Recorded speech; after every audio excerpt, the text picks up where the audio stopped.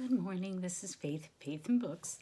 I'm going to try and speak up as loudly as I need to.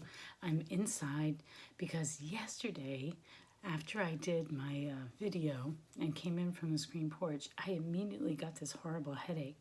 And I think it was because of all the pollen that was out there that I didn't realize when I sat down, all this pollen had drifted in. And so I don't want to repeat that. It's another cold morning and there's been no rain. So everything is absolutely coated in pollen right now. So I'm going to try and do it in here, and I cannot get the lighting right. I look like I have a halo or something.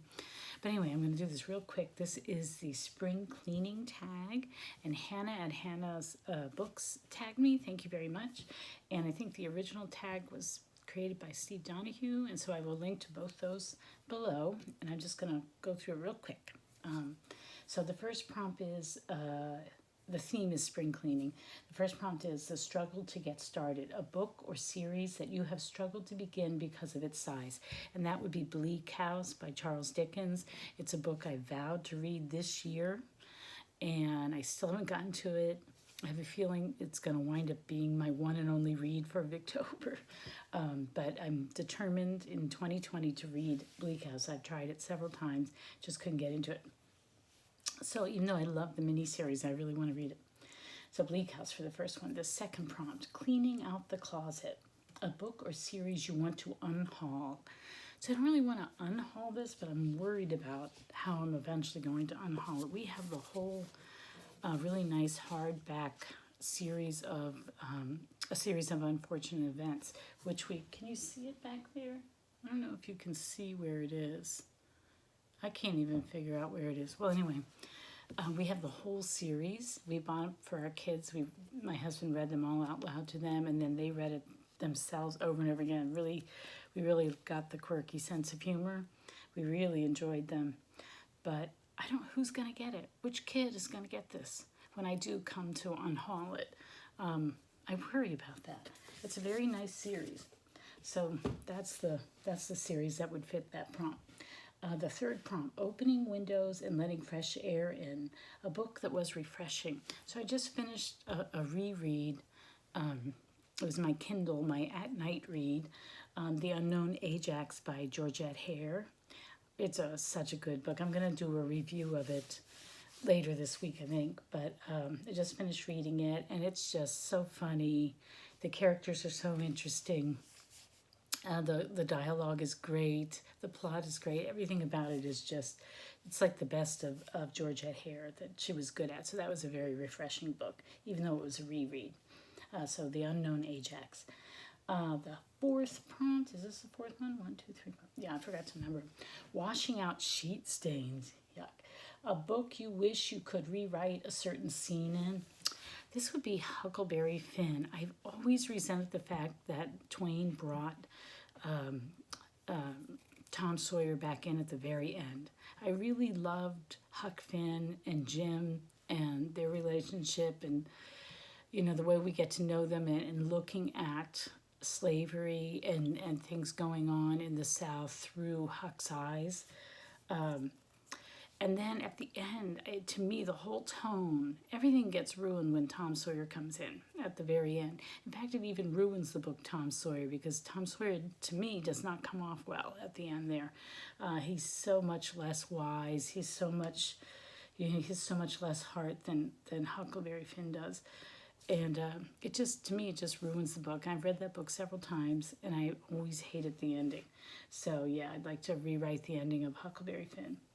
Okay, throwing out unnecessary knick-knacks, a book in a series that you didn't feel was necessary.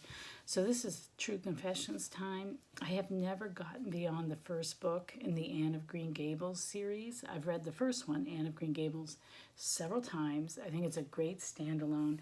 I tried to read whatever the next sequel was, and I just found it derivative and not as well written. And it just didn't hold my interest, and I've never gone on to read the other ones. Maybe the other ones get better, but I just found it very disappointing. And I really thought, all you need is Anne of Green Gables. You don't need the rest of the series. I don't think. I know that's sacrilege, but that's the way I really feel about it. So that's the one. We didn't need anything more than Anne of Green Gables. first book was a work of genius, and that's all we needed. All right, the next prompt is Polishing the Doorknobs, a book that had a clean finish. Last year, I read the Chronicles of Barset series by Anthony Trollope, and the last book, what was that called? Was it called? I can't remember the name of it. Oh my gosh. It might have been the last Chronicle of Barset. I think that might have been the title. Anyway, it's the very last book in the series.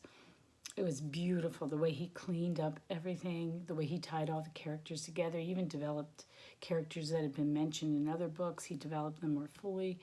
I just thought it was a brilliant winding up of an absolutely beautifully written, charming, interesting series. So I really thought that book did an excellent job. So the next prompt is Reaching to Dust the Fan, a book that tries too hard to relay a certain message.